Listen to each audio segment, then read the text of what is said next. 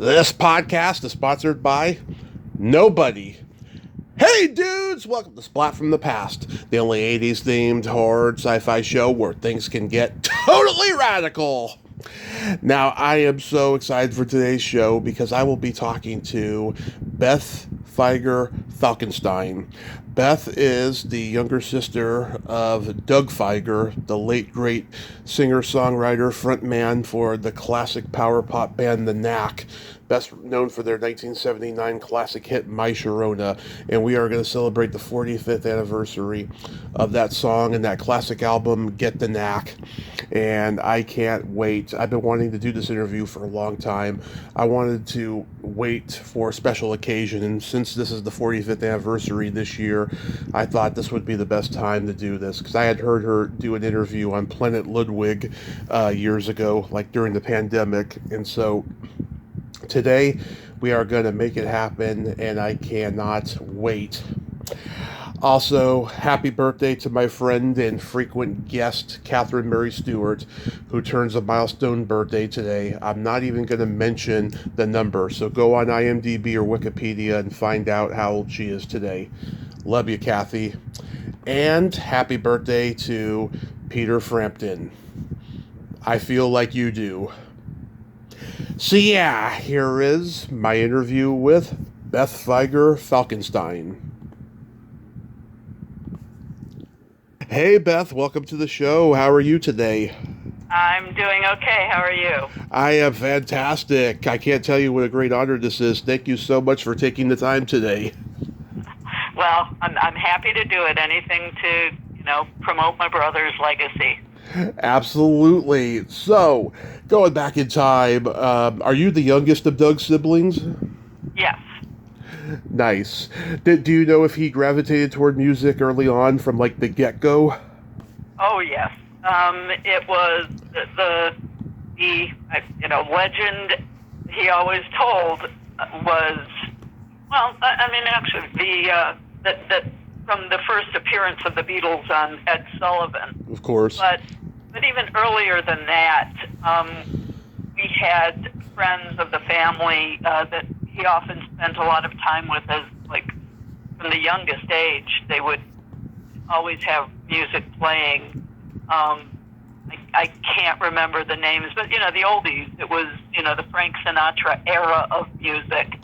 Not necessarily Frank Sinatra, but he was exposed to music at a very, very early age and was just always drawn to it. But when the Beatles hit the scene, that was it. Yeah, I mean, they impacted everybody. Single-minded. Yeah. Were there other musicians in the family? No, not really. Not to that degree. Okay, so he was the first one. Yes, yeah. That's special. That's saying something. So he learned it on his own, and was he mostly into like the British Invasion bands? Oh my gosh, yes. He was a walking encyclopedia of that era of music. He was pretty much a walking encyclopedia of anything that interested him. But if he that whole time period just lit a fire in him. Yeah. I recently told, I can't remember who I was telling a friend about, that in 1966 or 67, he accompanied my grandmother to Norway because she had been born there and left as a very young girl, and this was her first trip back, in her 60s or something by then. And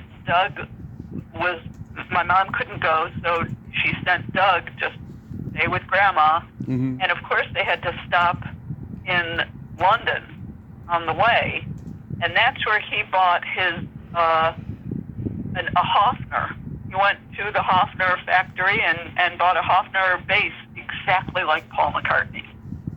Wow. And this is he was, like 8th grade, 7th, 8th grade. Mm-hmm. I guess my grandmother bought it for him, but you know what I mean. Yeah. Was Pete Townsend an influence on him? Say that again?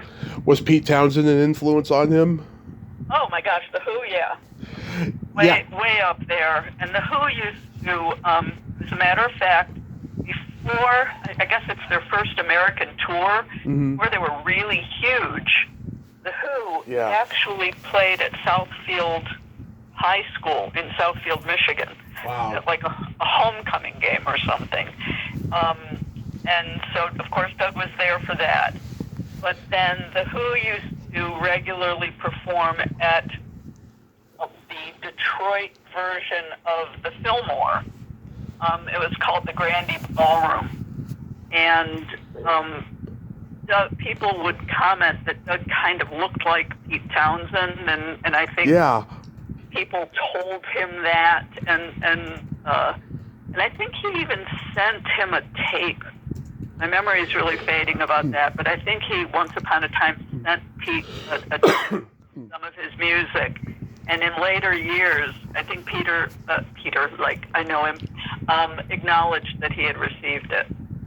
Yeah, he looked kind of like Peter with the bowl haircut and the mod-like attire that the Knack wore, you know? Yeah. That's why I had to say. And his birthday was a couple days before Keith Moon. Keith Moon was August 23rd, and Doug was August 20th. Well, great drummer. There are a lot of August birthdays, I suppose. Absolutely. So, you guys were born and raised in Detroit? Yes, Oak Park. Oak Park. A suburb of Detroit. So do you know if he got to see like Mitch Ryder and Question Mark and the Mysterians play? Oh, yeah. Oh, absolutely. Doug, his first band, Sky. You know, technically not his very first band, but the one that he had any kind of success with. I'll back up. My father was an attorney, and one of his clients was this guy, Russ Gibb. Who was the manager, I'm not sure what his title specifically was, at the Grandy Ballroom. And so Doug would get in to see these bands, even though he was underage. But they even, then at one point, got to open for some of the bands. And, who's the Wayne Kramer. The MC5. They were the house band. And Mitch Ryder, I don't know if Mitch Ryder ever played the Grandy, but Billy LeVice is his real name. He was actually a client of my father's as well. And so, he eventually met all of those people. Yeah, wow, that's crazy. Yeah, I've interviewed Question Mark and Susie Quattro. Detroit had just a magical music scene in the 60s and 70s. Oh yeah, it was tremendous. And I just read that his high school buddy Don Was, aka Don Fagenston, is being inducted into some Boston Folk Hall of Fame. He's produced just countless famous name people, their albums. He's produced them from Was Not Was. I don't know if that's... Oh yeah, Was Not Was the name of his group. And of course he's produced all the Rolling Stones albums in the last 30 years. But Jimmy Miller produced the Sky album. Right. That was Doug wrote to Jimmy Miller about his group, and Jimmy Miller made a pit stop in Detroit, and in our basement, Doug auditioned for him with Sky, and he signed him to RCA based on that. Yeah, I listened to some of the songs from Sky on YouTube, and you can tell Jimmy Miller produced them because they're very Stones-like. You know, when I heard Goody Two Shoes, it reminded me of Tumbling Dice or Honky Tonk Woman, and just the melody and everything. And the same session musicians, and they were recorded. I know the first album, at least, was recorded in London at, Stargroves? What happened to those albums, though? Did they just not catch on with the public when they came out? Well, you could say that. The second album, I think, was used as the soundtrack for a kind of, I don't know if you'd call it softcore. It was Roger Corman, yeah. Private Duty Nurses. Private Duty Nurses, exactly, which you can still get on Amazon. And the band is in it. Doug and John Corey and Rob Stawinski are like the house band in the bar hangout that they use in the movie. You can see Doug in that movie. And there was a lot of internal strife. They, weren't necessarily well managed, and they broke up after the second album. But after Doug died, I asked, at that time Sony, I think, owned the RCA catalog, and I asked for the masters back, and they gave them to me. So I re-released the two Sky albums, which have more sentimental value to me than the Knack stuff, frankly. And I love the Knack, obviously, but it was my first mission was to make sure people heard Sky if I had anything to do with it. So that's wonderful. Yeah, I mean, I've seen so many of Roger Corman's movies. I haven't seen that one, but I do want to see it now. Is that a Roger Corman? Yeah, it's a Roger Corman produced movie. Oh my gosh, I had no idea. Okay. Yeah, but they got to open for some pretty big bands. They got to open for Traffic, Jethro Tull, Joe Cocker, The Who, Bob Seger, The Stooges. That's impressive. Yeah. One of those guys was the one that actually kind of vouched, and I want to say Steve Miller, is that possible? Vouched for Doug when he wrote to Jimmy Miller. Oh, interesting. Jimmy Miller maybe produced one of them and said, "Is this guy straight?" And he went, "Yeah, they're actually pretty good." Interesting. Somebody else could tell you who that was, but I do remember a story like that. Huh. How did you all feel when Sky appeared on American Bandstand? I'm sure the family was astounded. Probably great. I actually don't remember that happening, but very cool. Really? I didn't know Sky was on American Bandstand. Is it on? I hope it's on video somewhere. That would be wonderful to see. It could be Wikipedia is inaccurate. I don't know, but I was reading that and I was like, wow, because he was probably just barely out of high school when that happened. Yeah, I mean, it's probably a bit of an exaggeration, but it was like he graduated high school one day and the next day he was on the plane to London to record. Wow. He was 17. And honestly, he's my brother, but if you listen to the music and the lyrics, you can't believe that this is a 17-year-old. Kind of, dare I compare, like Jackson Brown. Mm-hmm. You go, how old were you when you wrote these days? Yeah. So that's interesting. So after Sky, is that when he joins the Sunset Bombers? Oh, you're going to get into like a timeline. I couldn't tell you for sure. Okay. I can name, Sunset Bombers is actually not even one that I have much information about. I get it. I know that he went to Germany for a while, where he was a member of a band called Triumvirate. Uh-huh. And there was a time for, maybe about a week that he was honestly a member of the Carpenters. Really? Yeah. I guess Karen Carpenter had fired their bassist, and they needed somebody to fill in, and he learned all their catalog and rehearsed, but then she made up with the guy, and so he never performed with them. But for a hot minute, he was actually a Carpenter.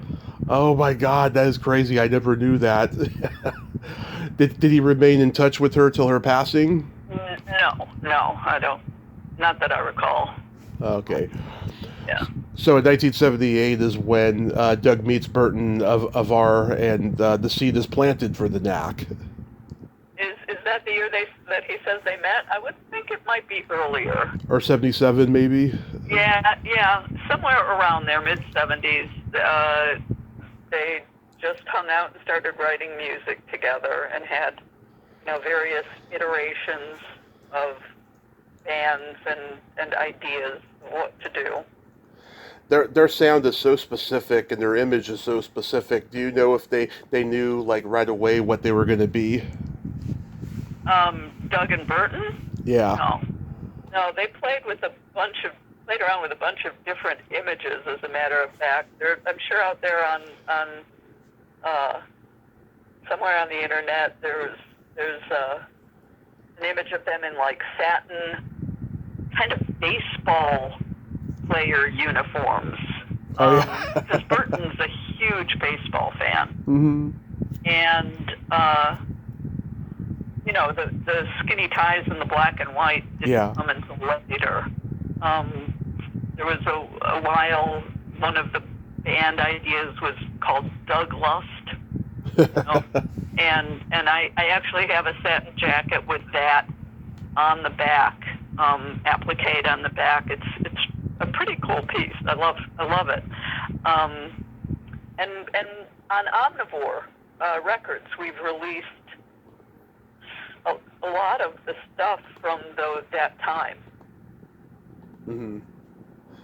There's something called Rock and Roll is Good for You, the Fieger of their demos. And I think they put the Knack on it, so we sell it as the Knack. But a lot of the songs from that era and from his early partnership with Burton are on that. Because by that point, the power pop sound in the 70s was starting to get huge. You had, Badfinger is credited always to be like the guys who began power pop, but then like the Raspberries came in, and Todd Rundgren and Utopia, and Dwight Twilley, and even the Cars had a bit of a power pop sound around the swirling new wave keyboards that they had. So I'm sure that they respected those guys. Oh yeah, you're giving me an education. I think power pop, it was like an evolution, because disco was still raging, and it was just kind of pop music. It went from that singer-songwriter sound of the early 70s, and it evolved as maybe something of a backlash. It's a rebirth, I would think, even of the British invasion pop sound. You get that beat and the danceability and just a reinvention of that. Yeah, all those names he was very into. He was good friends with eventually with Elliot Easton of the Cars. Oh yeah. Yeah. Well, yeah. They. All the power pop bands, they were influenced by the British invasion and a little bit of Barico, Sunshine Pop, and like a little bit of garage rock. They were all influenced by people like that. So when they got signed to Capitol Records, I can imagine they were probably looked at as like the next Beatles or something like that. They tried not to have that. That was the thought that hurt them. But of course they were influenced. The Capitol Records label, the label on the album itself was a throwback to the Capitol logo when it was the Beatles. But they didn't specifically choose Capitol because they were the Beatles label. I think even Doug, as confident a man as he was, would never have said, "I'm the next Beatles." Yeah. Well, they got the king of glam rock producers, Mike Chapman, to produce that powerhouse debut album, Get the Knack, Right. which is so fantastic. My Sharona explodes and hits number one. I'm sure the family was astounded by that point. Oh yeah, we were kind of blown away. But I have to tell you, it was still weird to see my brother's face on an album, because you just kind of go, come on, Doug, you made a mock-up in our basement, right? Yeah. There's that, you know, inability to reconcile someone who you grew up with being on the national scene, or the international scene. It's still all very personal. Yeah. I mean, I believe that songs hit number one for one of two reasons. One, they sound like everything else that you've heard before, and people love familiarity, or it's so special, it's destined to be a number one hit, and I think it's definitely that. It's just there's nothing like it. I still haven't heard anything like it. I it's a very special song. How old were you at the time? Oh my gosh! You mean in '79? How old was Yeah. People will get out your pens and pencils, because I am 67 now, so I was 23. Okay, you were way long out of high school and everything, but like, Yeah. were all your like coworkers trying to like friend you because your brother was successful all of a sudden? No, not that I recall. As a matter of fact, it, it, uh, no, everyone in Oak Park, was already that we grew up with, Hmm. that I was going to be friends with. I was already friends with, so they were excited about that. But I don't think anybody tried to become my friend because of that. It was just once they became my friend, when I would eventually say, "Oh yeah, by the way, my brother, co-wrote my Sharona," they'd be excited about that. That's awesome. That's awesome. I didn't lead with that, like, "Hey, be my friend. My brother wrote my Sharona." Oh, no, of course not. I mean, like, I've talked to like Mickey Dolen's sister, and she said that she was still in high school when the Monkees were huge, and she's like everybody wanted to be her friend, and she was just like, Yeah, I would imagine in high school yeah, and the Monkees. Sure. yeah, and she was just telling them get lost. Yeah. Well, I don't know how I would have handled it, but yeah, I was well out of. I was in high school when Sky, but they weren't huge. They did get airplay, Hmm. but it just didn't become a phenomenon. Yeah. But he wrote the song based on Sharona, who he wasn't even seeing yet at the time, right? Because she was still in high school, right?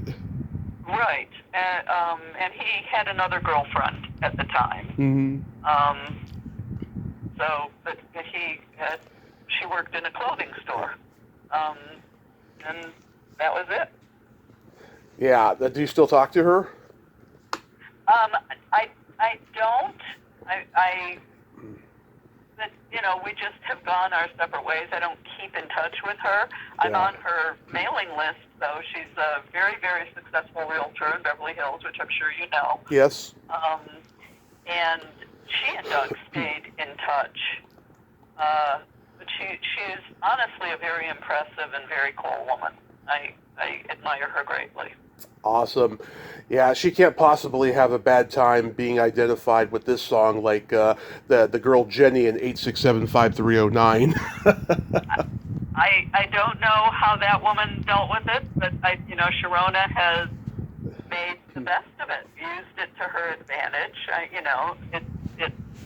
It's a kind of she's part of a pretty unique club. Yes, absolutely. You know?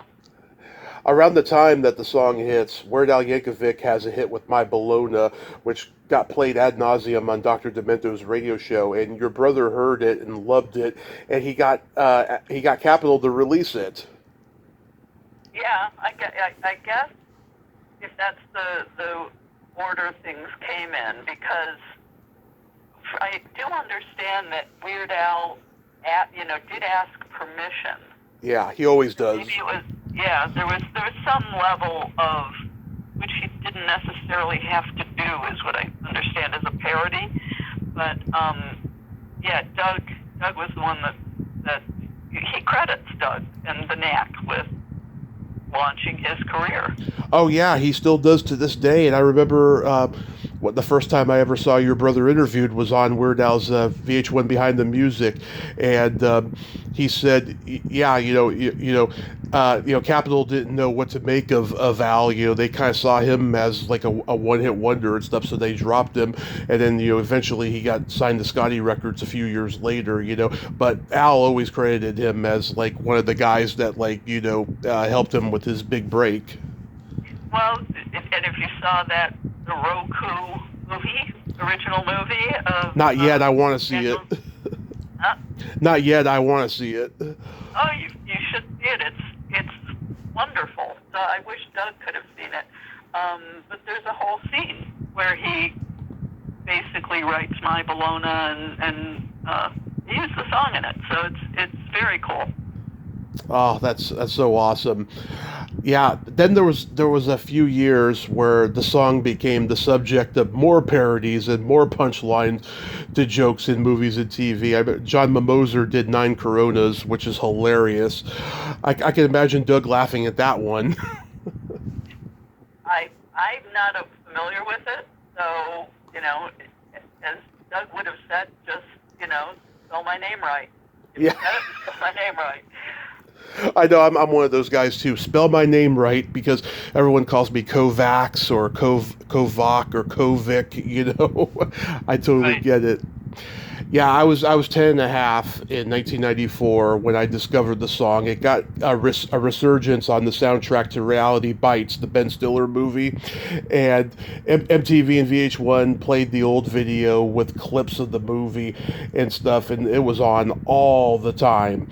And every time I hear that awesome guitar solo, I think of Winona Ryder on that bed in that magenta t-shirt with her belly button peeking. It takes me back to being 10 again, Yeah, well, that's the movie that really made My Sharona. It launched it into that, stratosphere of iconic songs of an era. When, before that, it was destined for obscurity. And Reality Bites is the reason My Sharona became the classic that it is today. The one that, people think of, what's a song that is evocative of an era? Oh, My Sharona. Yeah. It's definitely, that kick-started this, breathed life back into that song in a way that it didn't look like was going to happen. It certainly did. Good Girls Don't was the follow-up hit. It had kind of a Bob Dylan folk quality to it with the harmonica and the acoustic guitar. It's another great song. Well, he wrote that years before My Sharona. Mm-hmm. And he actually wrote it with Johnny Cash in mind. So if you listen to it when he forgive me for trying to sing, but it's the only way. You're like, she's your adolescent dream. It's very Johnny Cash. Yeah, I can imagine it was probably going to be a Sky song at one point. No, it was post Sky. Oh, okay. It was once I had come out to Los Angeles, I want to say 1975 or 6, Mm-hmm. and Doug sang it to me in that trip. He was writing it, and so he had it by then. Yeah, I also love Can't Put a Price on Love and Pay the Devil. Those are sweet, slow love songs, and I think Doug really shines on them. Well, Pay the Devil is a Burton song. I'm Okay. pretty sure. But that album, Round Trip is my favorite Knack album. It's got, you want pop music, it's got some of the best pop music around. It is a pretty good album, and that's Jack Douglas. Yeah. Yeah, that is awesome. So, we live in this sensitive time now where, everyone's offended by everything and everyone's past and so forth. The Knack's songs, bordered on locker room talk and what the critics call male sexism and all that. I'm curious, as a woman and his sister, were you personally offended by any of the band's lyrics? No. Good. Yeah, I mean, I guess I get it. Yeah. But, it was, he was not writing necessarily for young girls. He was writing for teenage boys. Right. And that's what teenage boys think of. Right. And it's a lie to say otherwise. Right. But I get it.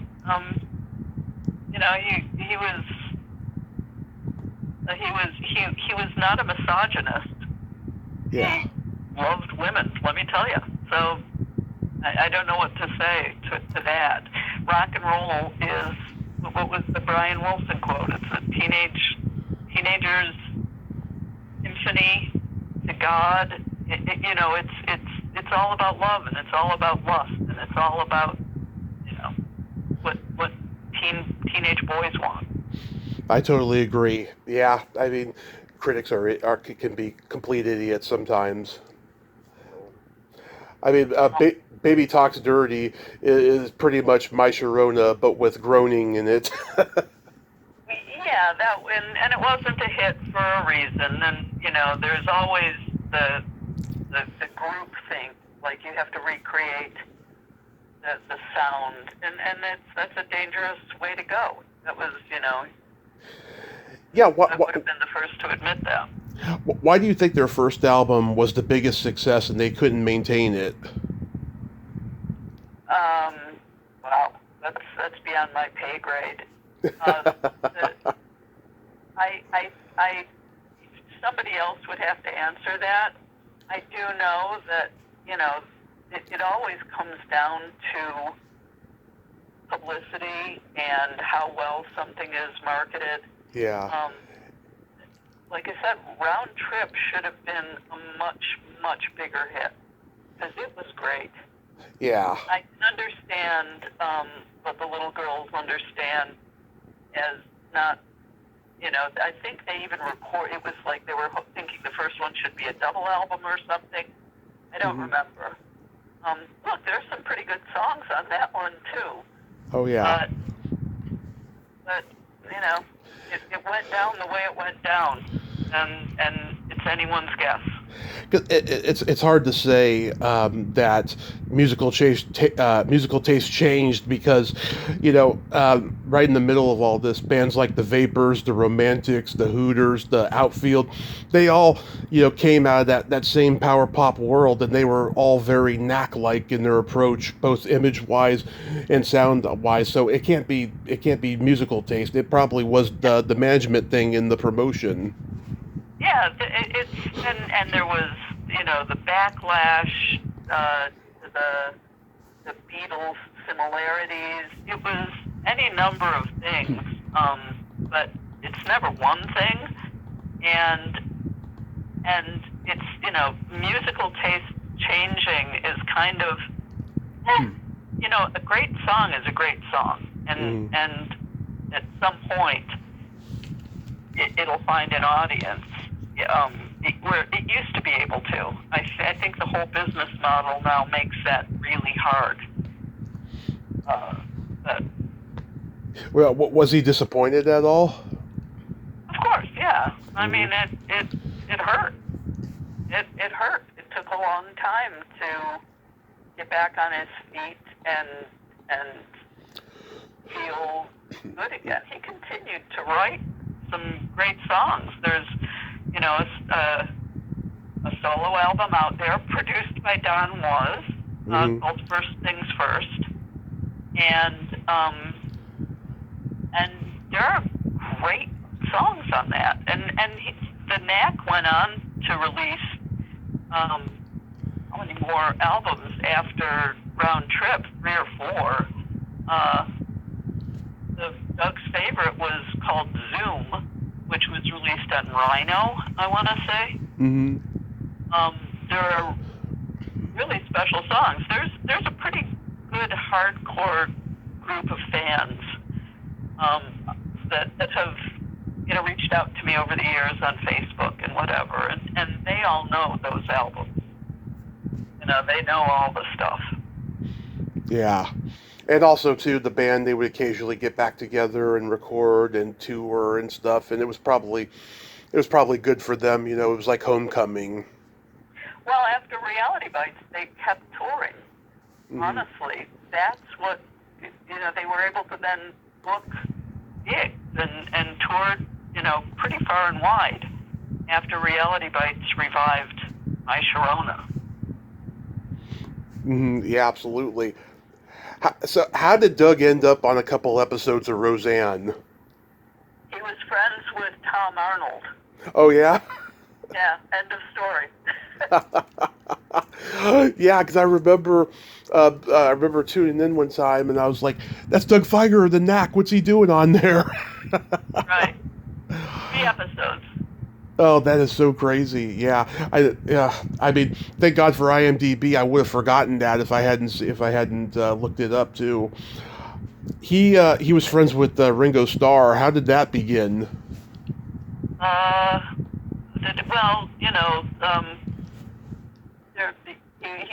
He was a member of a group that Ringo was also, not a band, rock and roll, but a group of people that Ringo was also a member of, and they became friends through that. Mm-hmm. Pretty good friends, actually. There was this core that included Jeff Lynne and yep. Joe Walsh. Oh yeah. They would hang out. They often went out with their wives and girlfriends to dinner. And Ringo, when he was in town, would always join them that way. And yeah, he was at Doug's second wedding, and yeah, they were friends. Called him Richie, not Ringo. So I think that's the earmark. You're not supposed to call him Ringo when you're a real good buddy. Yeah, I've heard that about Ringo as well. Did he ever do the All-Star Band with him? No, he didn't, which made him sad. He really would have liked to, but Ringo never asked him for whatever reason. Interesting. Yeah, my nephew saw Ringo's All-Star Band back in September. He said it was a great show.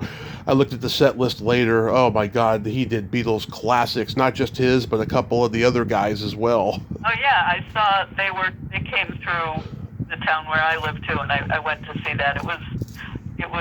Hey, listen, I love Ringo, but my favorites, I can't remember the other guys right now, but were the covers, when the other guys did their songs, I was like, oh my God, this is great. They were really special. Edgar Winter, I think, was Edgar Winter was there. They did Frankenstein, yeah. Yeah. God, who else? Oh, Steve Lukather from Toto, and they did Rosanna. Toto, yeah. They yeah. did the Rosanna and I think Africa. Oh, it was great. It was a really good show. I know. I wish I could have gone. That would have been great. So Doug, he unfortunately had a pretty long, hard road with cancer, didn't he? Well, yeah. I'm going to forget the years. He, sometime in the mid-2000s, they discovered a lung cancer, and they thought so he had part of his lung removed, and they thought they got it all, but they hadn't.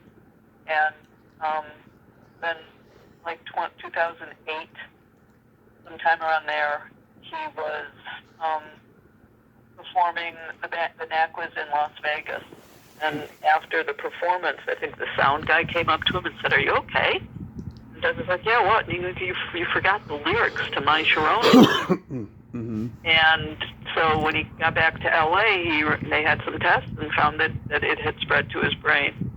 And so, yeah, he had 2 craniotomies and what they call a gamma knife, where they do laser treatments, and tried certain chemos and experimental stuff. But yeah, he did his best. He did his best. He was hopeful, though, that he was going to beat it and never have to worry again. Yeah, you hope for a while, and then you really, at some point the doctors go, no, it's not going to happen, and he he figured out how to accept that.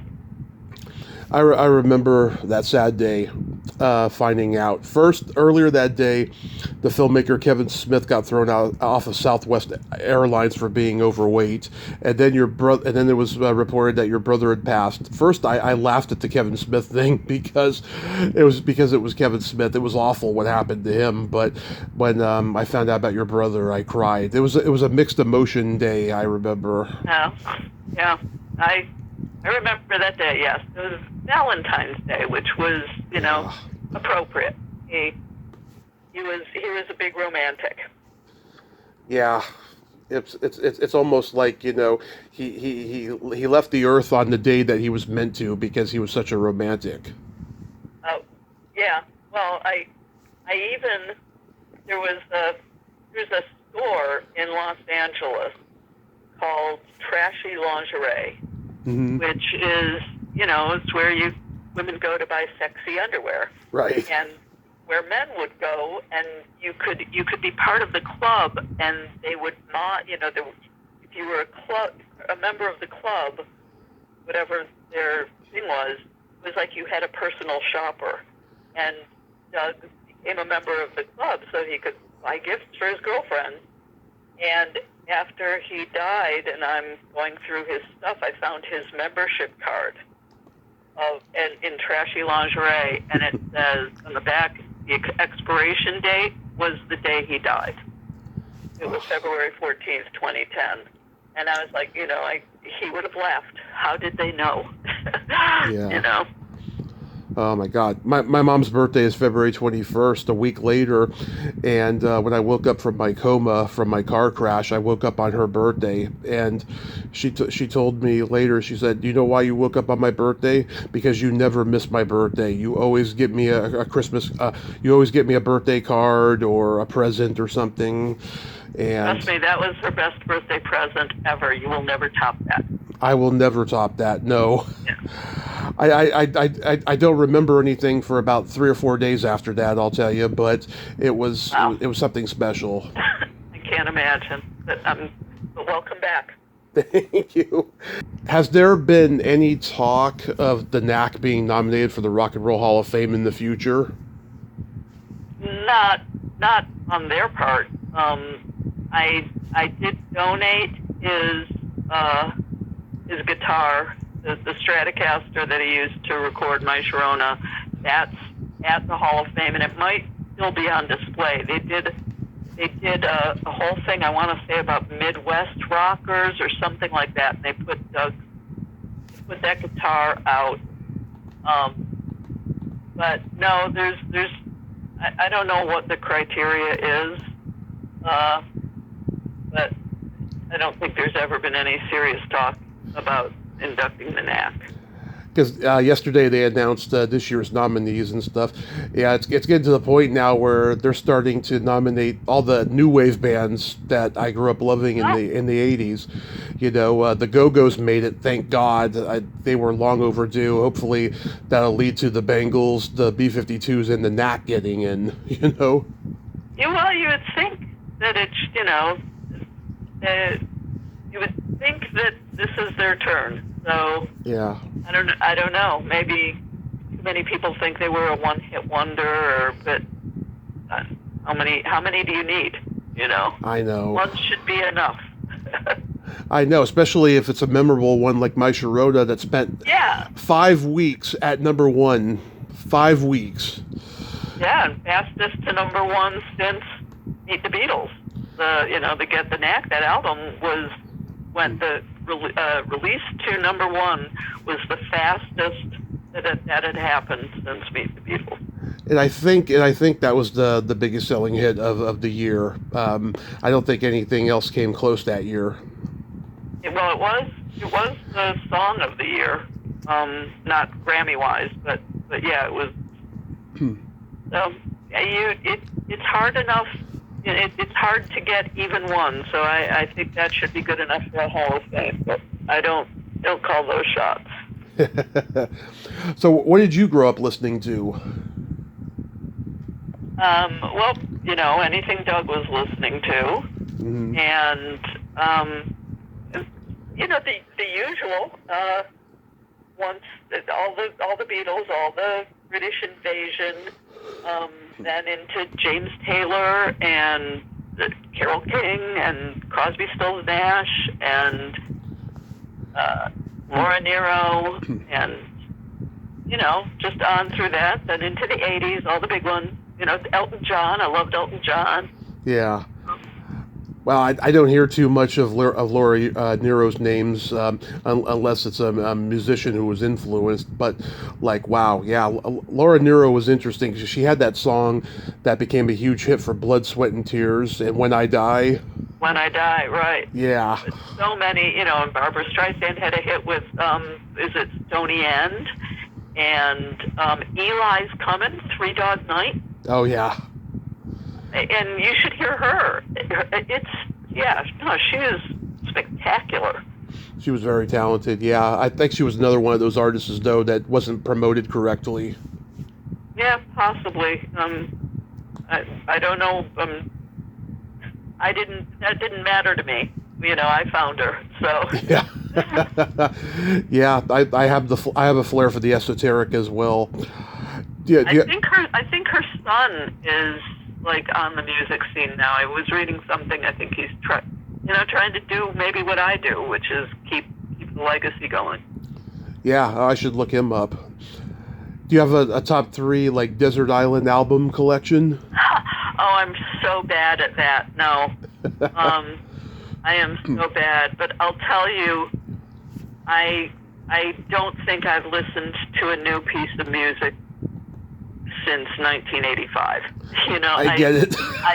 Back when iTunes was new, I uploaded thousands of songs, all my oldies and goldies and all of that, and I would transfer that library from computer to computer. And then finally, a couple of years ago, I realized, okay, there's no such thing as iTunes anymore. Yeah. I agreed. I bit the bullet and subscribed to Apple Music, which is great. I'm kind of glad I did, because I missed a few oldies, and now I can just add them to my library. And so my whole library is on the cloud, and when I listen to music now, I just open my iTunes library and hit shuffle. Yeah, I do the YouTube thing. If I can't find anything on there, I check out Spotify. Yeah, I don't have a Spotify, but I like my old stuff. I just watched as a matter of fact, I just watched a documentary about the Hollies. Oh yeah. And it was kind of amazing.